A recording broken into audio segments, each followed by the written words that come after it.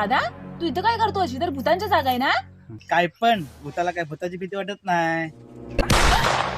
मग तू काय भूत आहेस? अरे ही तर घाबरली, मी तर मस्करी करत होतो ना. भूत थोडी नसतात, काय पण सांगते नुसती. देव असतो का? हा असतो, मग देव असतो. अरे तशीच भूत पण असतात.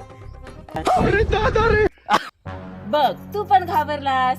जर देव आहे तर भूत आपलं काय करणार? हे दीदी तू इथं काय करते? कोणाशी बोलतेस? अगं मी एकटी कुठं आहे? हा आहे ना माझ्यासोबत.